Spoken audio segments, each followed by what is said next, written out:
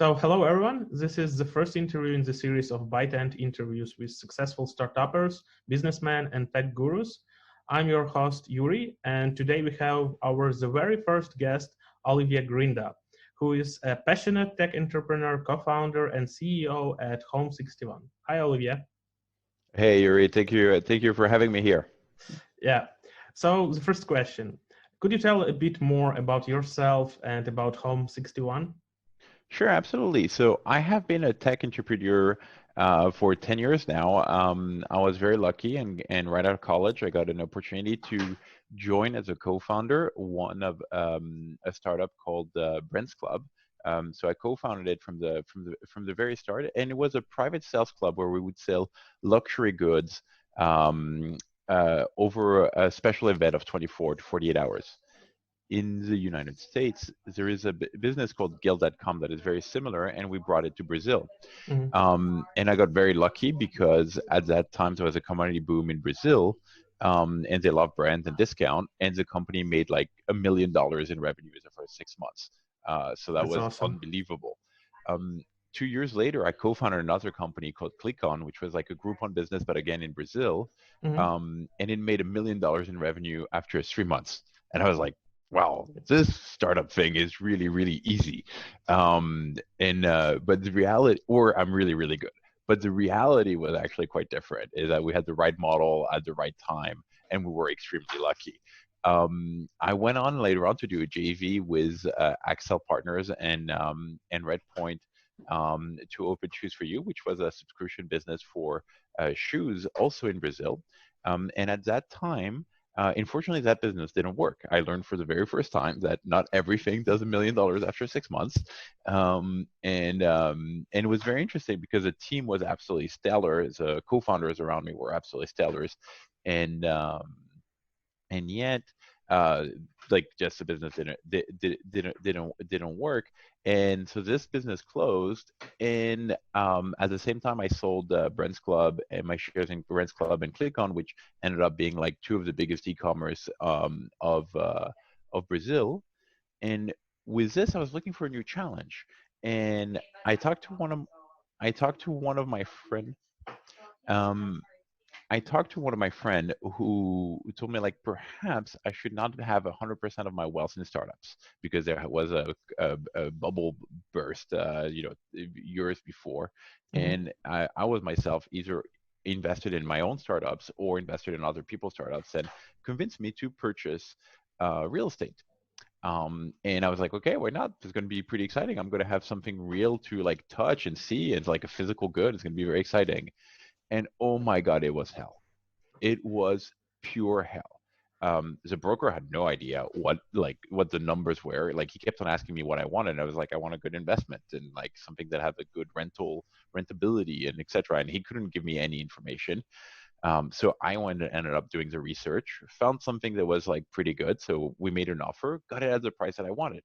I was like, okay, so it's gonna be pretty cool. On top of that, like he is a broker who was the only person I could talk to apparently, could not like explain to me the contract. Like he knew like three things about the contract, where to sign, what was the price, basically. All right, that's kind of weird. And then I was like, okay, we got the price we wanted. What else can go wrong? Well, everything went wrong. Like it took like 45 days to 60 days to close. There was like endless paperwork. They kept on wanting some bullshit there, and like finally I got the apartment. I didn't even like it anymore. And the worst part is that I still own this apartment actually, and it's a great investment, except that it was such a hell to get. So I was like, okay, wait, that doesn't make sense. Like if this is for me just an investment property and it's such a hassle, how is it for, and on top of that, I have experience with contracts. I know a little bit how things work. How is it for people who've never seen a contract in their life, who, just work 9 to 5 and never really had to deal with any of this? How does it manage? And then I uncovered a very ugly truth is that most of the people get a horrible, horrible service on their number one asset, which is real estate. People put their life on the line. They get indebted significantly in order to purchase a home, and the reality is that they have no help. Now, don't get me wrong, there are some amazing real estate agents out there. They're highly educated, provide an amazing service, but they are limited in the amount of deals they can do. So they, of course, go towards a higher average ticket. So what ends up happening, which happens all the time, is that the people who need the least help get the best help, and the people who need the most help gets the least help. And I was like, okay, that doesn't make sense.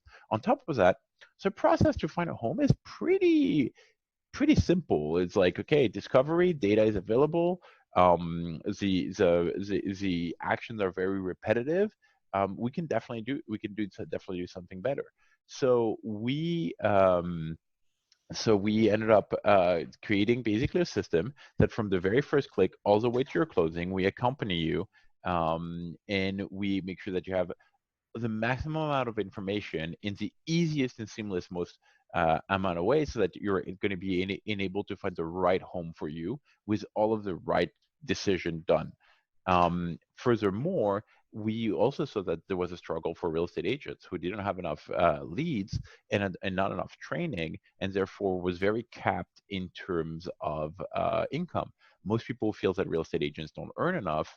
Don't I'm sorry. Most people feel that they earn too much, but in reality, their average income is like, I think it's 18K their first 2 years, and then the agent average after 16 years in the market, so they survive 16 years, is like 76K. So it's not all the glory that you see on TV, far from it. And the major difficulty for this is that this is a sales job, and one of the very few sales job where there is no training and it's not recognized as a sales job. People think that real estate is very special in that way, and there is a low barrier of entry, but it's not true. It's very, very hard to be a successful real estate agent. So Home 61 set out to do this, and that's how Home 61 was born. That's a really, really great story to hear from you. And just a quick question about Brazil. Why Brazil? How you came up there? Oh, I really want to tell you that I did this beautiful market analysis, and it was like clearly the place of the future. But in reality, I had met this investor who had already done this business model in Germany, and wanted to launch it in other countries. And initially, he wanted to launch it in the US, and that's why I was joining. But Guilt and Rulala launched with massive amount of money. And he's like, well, fuck it, we'll do it in up and come, like developing world, but more like up and coming, if you will. And he launched in Brazil, Ukraine, in Russia, in Turkey, in India, and in Brazil. And I was like, and he was like, okay, do you want to do Brazil? And I was like, absolutely. I am 22 and I have nothing better to do. So absolutely. And I actually took my diploma on the 18th of December, and I left on the 26th of December to go open the company. To be clear, I wasn't alone. I had plenty of co-founders. They didn't leave the keys to the 22-year-old, but I was definitely one of the few that was helping build the house. Yeah, that's a great adventure. Okay, and the next question. In January, your firm has closed its doors to reopen with a new business model on 100% commission brokerage platform. How does your business operate now in times of coronavirus crisis? So, as I was very lucky with the timing with Brandsclub and Clickon, I was perhaps a little bit unlucky with Home 61.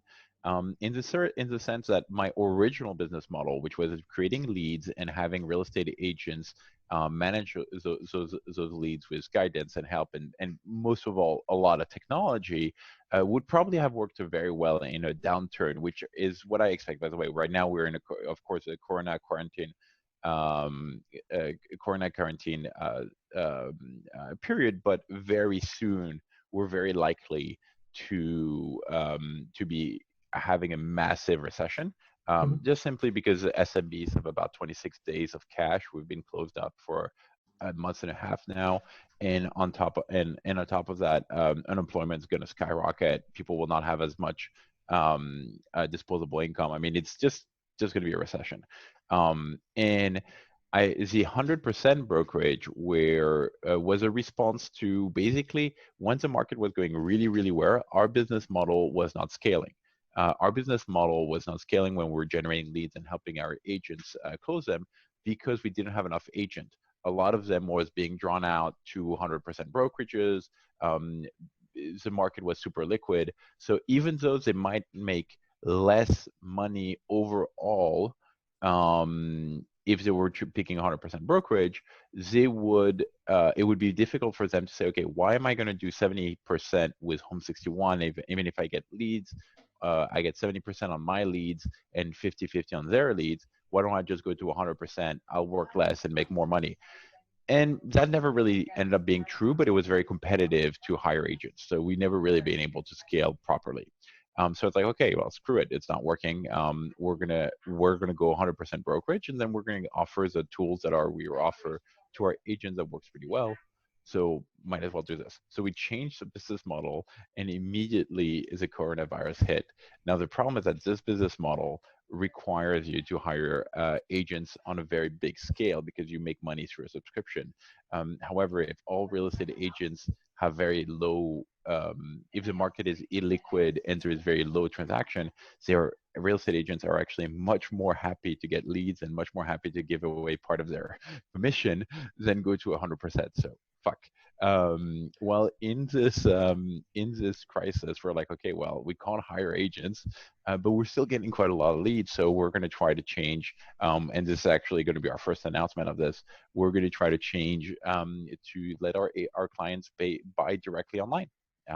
We have the leads, we have the tools, and we feel that because anyway we can't really visit the houses, so you're going to have to do they're going to have to get video shoots and whatever.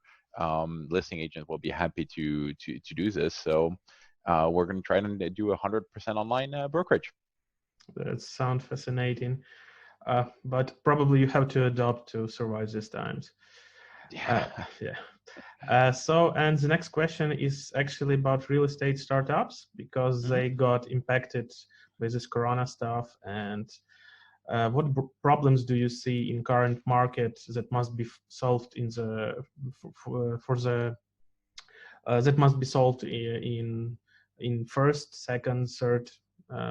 What's your opinion about this? Sure. So first and foremost, to answer from the point of view of a startup, the biggest challenge that you're going to have is that contrary to most businesses, we typically run in the red. We're losing money, and typically we lose money for about 18 months before we raise another round. It's rule of thumb. You raise a round, you have 18 months of cash for that thing. But the problem is we just lost, what, a month and a half?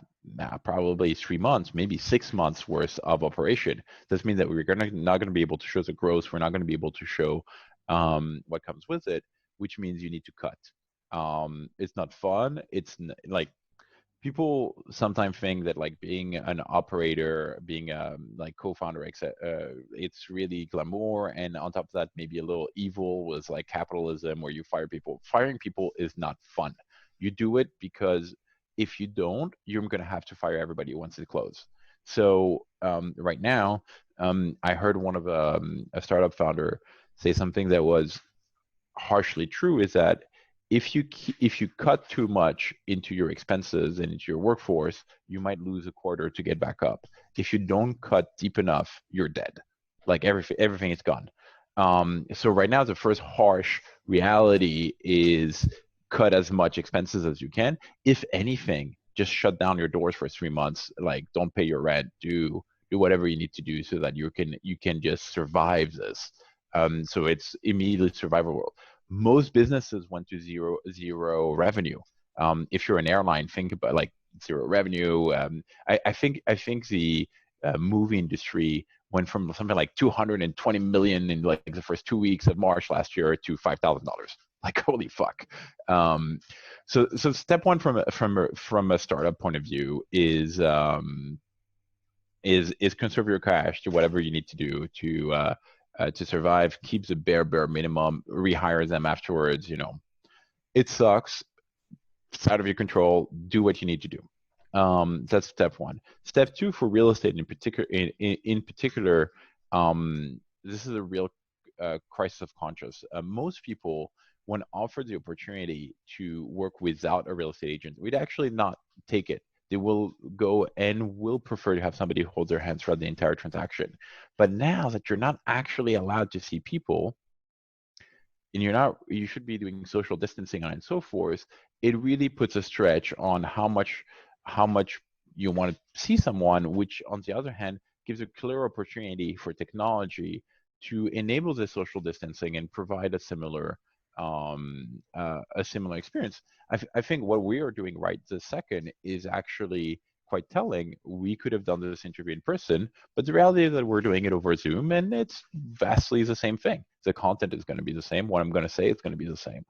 Um, and um, and on top of that, I think we both end up saving. Like, I didn't have to go and drive to a meeting. You didn't have to fly in, you didn't have to fly in, stay at a hotel or whatever. So overall, we're getting the content without the cost. And I think this is going to be a time where thinking smartly about how can technology adapt to this new world is going to be crucial. Now, there is an argument to say, like, well, the cases and the deaths are flattening out. Why are we doing a technology for something that will not finish? In all likelihood, because how virality works, once we start going out, it will start picking up. We'll have to be shut in again, and then going to be shut out, shut in, etc. And what this will have taught is, hey, when push comes to shove, people will adapt. And so if you have a tool that enables them to adapt seamlessly, they will adopt it. So to make a long story short, A, conserve your cash, do whatever you need to do. B, come with tools that enables this, that lean into the social distancing, that enables is seamlessly your clients to do so. And last but not least is look to couple up together. What do I mean by this? Is cash is king, and if you were, and most likely it's a big winner of this of the coming recession and of COVID are going to be company who has plenty of cash already established. It's very likely that Google, Amazon are actually going to come out stronger. This questions in real estate is different, because is Compass going to come out well? That's very unclear, because Compass is by and large operating like a startup and hoping to grow themselves out of the red, and right now they're like this, like, is going to be a major step back.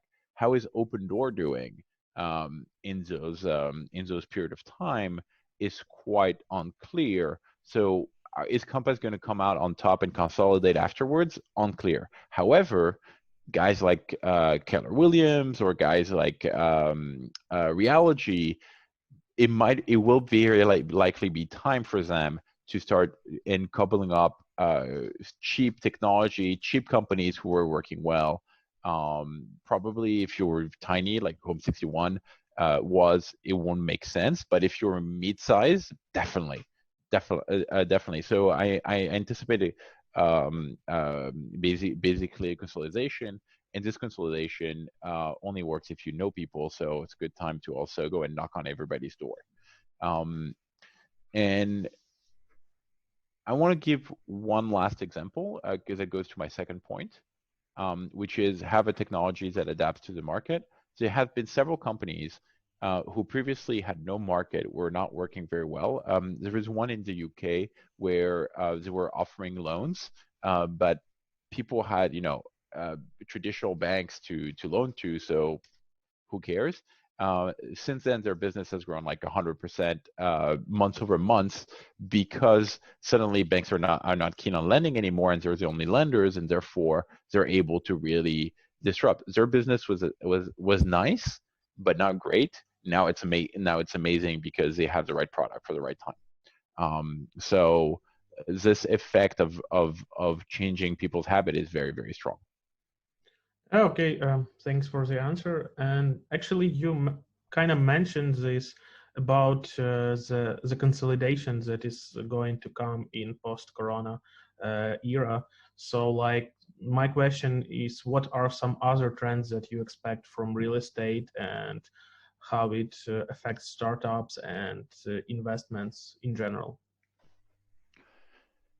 So consolidation is going to be one. The other one is a massive death from a lot of people. If you're not Noctel, if you're not Roofstock, if your business model was kind of shaky and not working as well as it should, etc. Well, I think you have to take it. You have to take it in account from a VC perspective, because if you are a startup that's losing money and you need it every 18 months, you need cash. You're going to have to go to your VCs. Now, your VCs, they probably are, they're always fundraising for the next fund. So very likely they're going to be fine with this fund, but very unclear how they will be for the next fund. So they need to go and spend their money very wisely. If you haven't been growing and if you haven't been hitting your targets before the coronavirus, it's going to be very, very hard. Furthermore, they probably already have some of their money committed for companies that were fundraising right before the COVID, and probably they didn't pull out of this. So they're going to be cherry picking a lot more than before, the deals that they're going to have, and somehow it might make easier for them to start a new company, to back a new company that has unproven and full of expectation, than a company that has proven that they cannot grow massively when things are going well. So the second trend we're going to see is massive amount of startup deaths, whether it is in real estate or not. It's going to be true, but I think particularly in real estate, in real estate, because quite frankly, there really hasn't been a trailblazer startup who knocked it out of the park. I think the most impressive ones, and those in real estate in general, have been Roofstock and Open Doors. But even then, like Open Doors, they make like 7% per transaction, something along those lines, between how much they buy and how much they sell, and the commission that they take minus the loan that they take, and on and so forth. So it's not trailblazer, super capital intensive. It's very unclear to me that it's very unclear to me who are going to be the winners overall.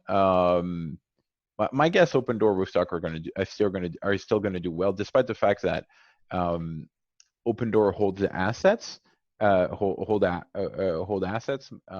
Probably they're going to be able to give them to the bank, or they're going to be able to shut operation, and then they're going to have an amazing business model where they can just simply buy up assets and be reselling them. Roofstock, I think, is also going to go through a dry spell, and then they're going to provide a lot of opportunities for investment, and people who have gone along not too quite unscathed will be looking for massive gains on this. Who else is going to do well?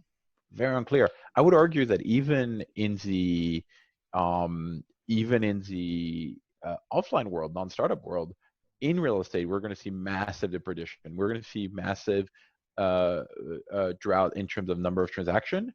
We're going to see massive drought in price per square footage and in number of real estate agent. In 2007, I think there was half of the amount of real estate agents than there was in 2005. The numbers were right around those things, and I think we're going to see the same thing here. What's interesting is that the average price per transaction might increase, because the only people who are buying when nobody has money are the uber rich, where 20 million is like, whatever percentage of their net worth, they don't give a shit. It doesn't really make a difference. So you might have more ultra luxury transactions. So your the overall average might increase, but actually the price per square footage overall and the mass market will have decreased. Okay. So actually, you speak about hell of a lot of dead startups and companies. And another thing that is interesting to talk about, will it survive or not, is actually a classic offices, because we see the rise of remote during these times. And what is your opinion? Will we see work from home entirely shift to this system, or the old offices will come back as strong as they were? Well, I'm closing down my office this week, so so this is very appropriate. But truth be told, I've always have the mixed feeling about my office. Because we're in real estate, we needed to have nice offices, but I often felt that because we had real estate agents that came out, we needed to be able to go to max capacity. So we often paid for a place that was too big for a small team. Things were expensive. Rent, even the fucking furniture that I'm now trying to sell. It's super hard. And um, when quite frankly, I'm happy with a desk and a computer, right? So um, I have mixed feelings because on one hand, I think that working remote is perfectly acceptable for people who know how to work remote. And I think that the vast majority of people do not know how to work remote, how to build a routine, how to make sure that you're prioritizing. People often understand that working from home is just going to be easier. It is not. It is harder because a lot of the subtext, a lot of the context that is being exchanged in corridors is no longer there. So you feel lonely, you feel you don't really know what's going on, and you don't feel part of the company. And so that's my number one problem with working remote and only 100% remote is that company culture is a real thing. It is extremely important, and it gives the rhythm to the company. If the company is working really hard, pushing each other, etc., you can feel it in the air. If everybody's a little sluggish and everybody's like pulling everybody slowing down, you can feel it in the air. I've unfortunately experienced both, and it's a real thing. And it's very hard to build a company culture if people are not there together. I mean, that's why people do retreat together. That's why they go and suffer through like building Legos or building a house or whatever your company retreat is. That is because being together really do build ties. On the other hand, not having to deal with an office and like, I mean, I still remember I needed to teach people like, hey, after you use the sink, you need to clean it, and then you have to put the paper not on the floor but in the garbage. I mean, those kind of things, which inevitably happens because I went to tour some big ass companies in New York, and the one common denominator that we had between our two companies, despite the fact that they were 300 and we were like 20, is that they had the same like, hey, you need to clean your shit after you use it in the sink, and like you have to do. And I'm like what's wrong with people? But anyway, to make a long story short, I don't think that I think that remote work will be much more accepted, but the same way that we now have rules, even in small startups, like how do you operate on a meeting? How do you operate on in an office? Like, don't cook curry in the microwave and like whatnot. Office work will also now be monitored, and it will be an extension of home. And I think that people are not necessarily ready for the home invasion that requires. It means like, hey, you're probably going to have time to check-ins. You're probably going to have time to check out.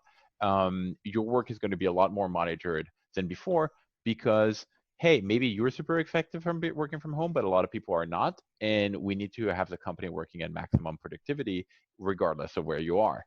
So probably in the next coming years, it's going to be a mix between the two. The toughest thing is going to be, I think we're going to have a lot of, what's more questionable is going to be shared offices. When health become more of an issue, shared offices or co-working space probably is going to be the toughest question. So I anticipate a mixture of offices that are going to be smaller. That's where I'm leaning towards myself. So that's kind of what I'm expecting is smaller offices, more remote work, but also much tighter control over remote work. Okay, yeah. Actually, I've been working from home like for more than a month, so I can add that you really feel the lack of communication, and it's always being alone or like in four walls. It's really hard to come to go with. So I think offices in one or another way are surely to come back. I want to add just a little something because I don't have children and I don't have pets. So I have zero interruption. If anything, I have my wife who works harder than I do. So she's just like, it's no distraction. But if you're in a home where, you might have two, three children plus pets, plus maybe even your partner who doesn't work, then it's very, very difficult to work in this environment. You have to shut yourself up. You're shut yourself off. It's very, it's very, very challenging. So you can really have just either the loneliness or the overstimulation. It's not easy. People always kind of assume that working from home would be like have a daycation. Yeah, if you, as long as you don't like a salary, uh, Yes, it's true. Yeah, okay, and a little bit more about your experience as a startupper.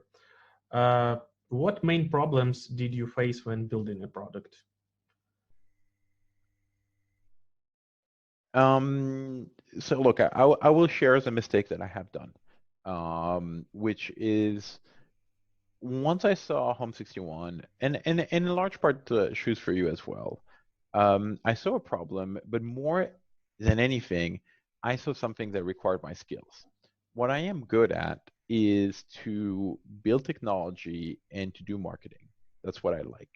Um, and quite frankly, one of the problems with the original model of Home 61 is that it required a lot more sales training and a lot more sales management than I was ready for or good at.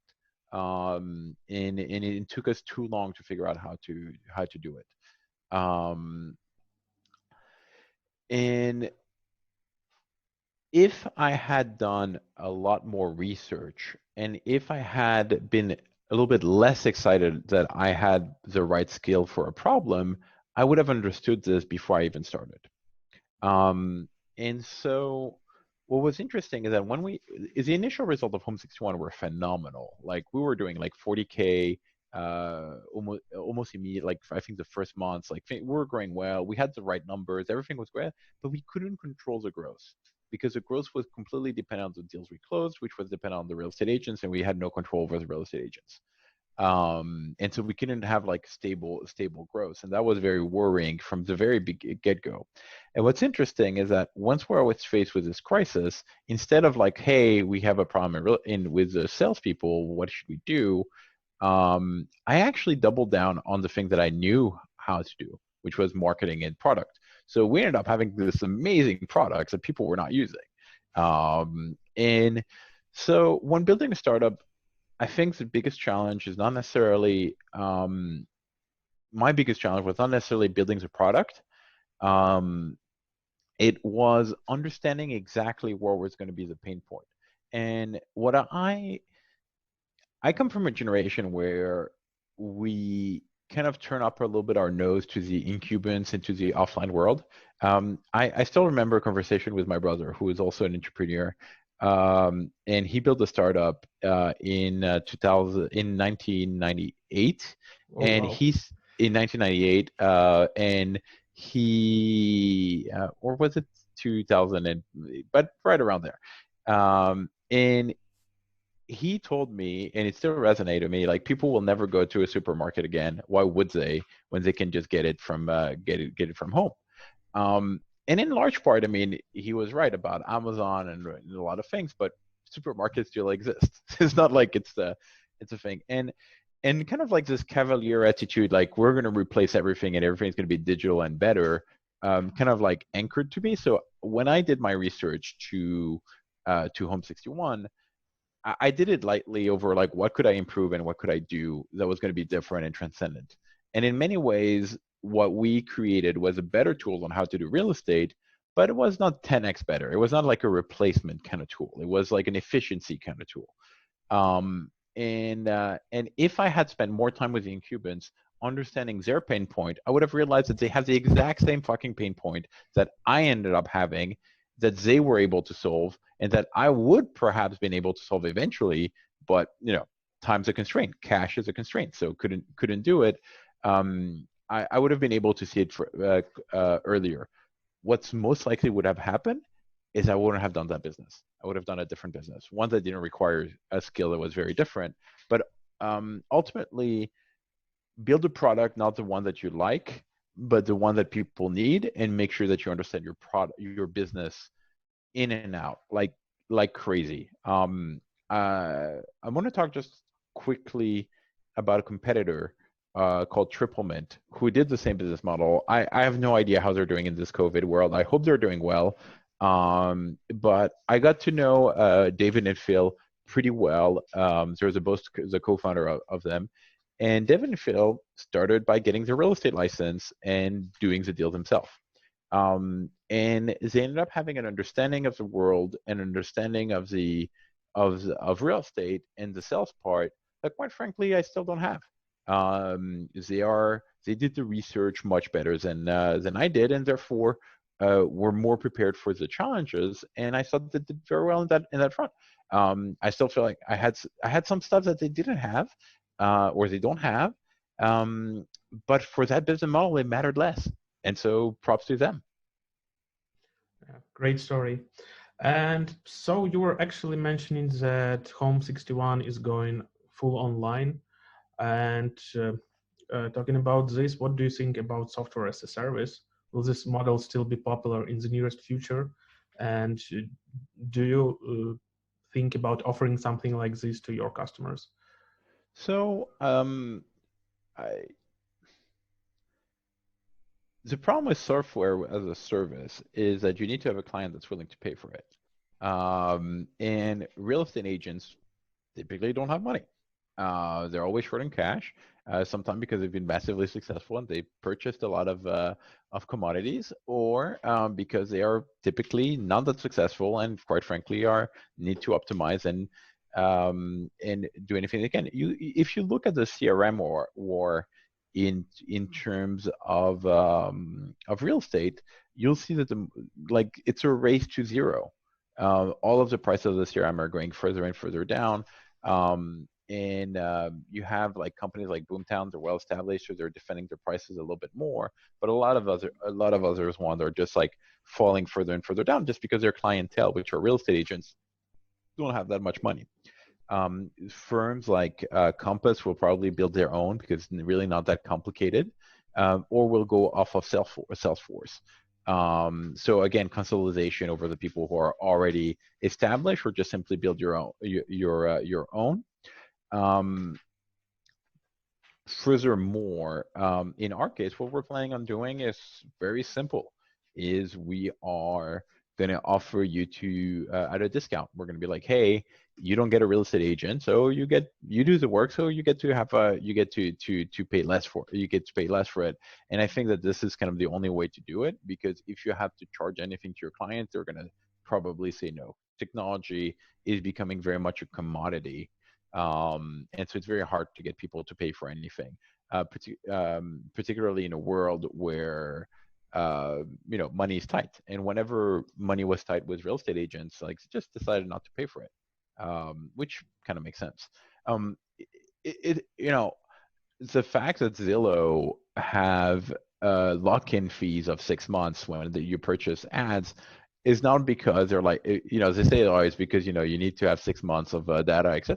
No, it's fucking bullshit. It's because real estate agents have no money. And so if they can lock a contract for 6 months, at least they have at least 6 months of it. And they're hoping that maybe something closes in this time, so they're able to renew. And the average ticket by zip code is like $30 or $80. So it's not that big that people will not notice.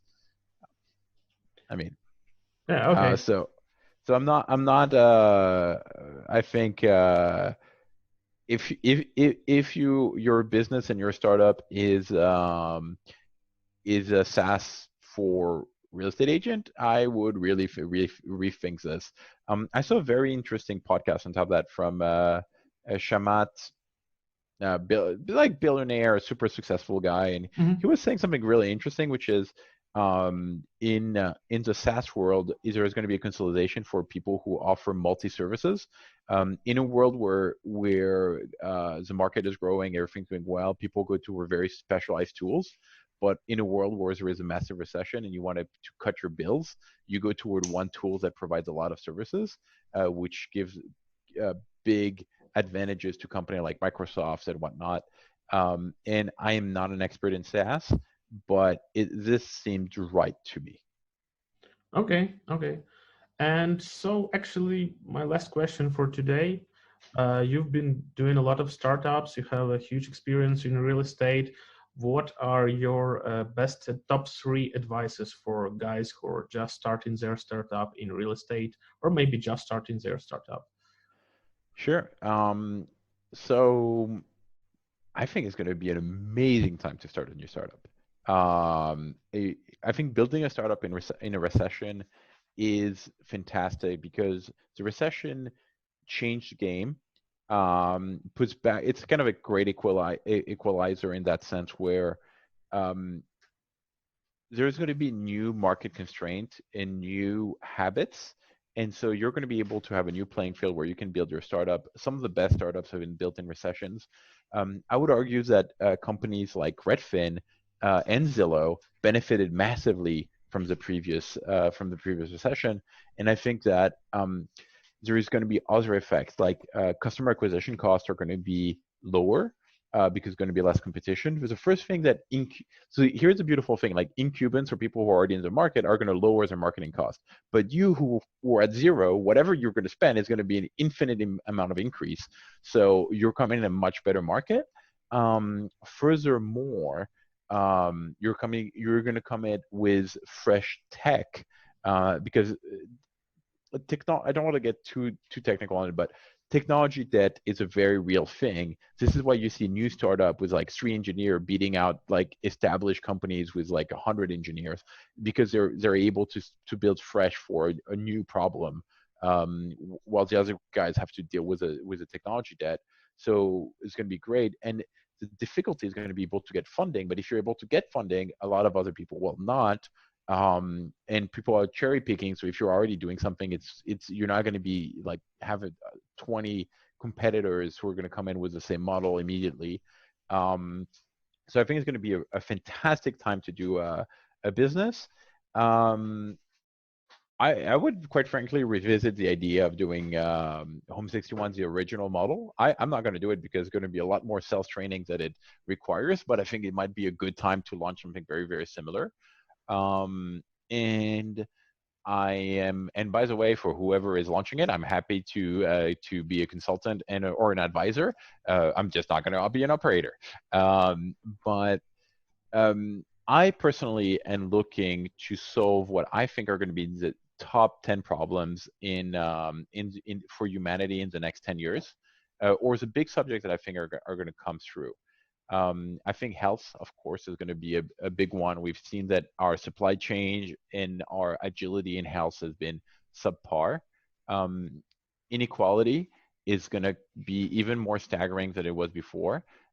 We have a massive inequality that was brought on by startups, quite frankly, and by technology, where people who moved in with technology were like propelled forward, and people who did not are being stuck being stuck further and further.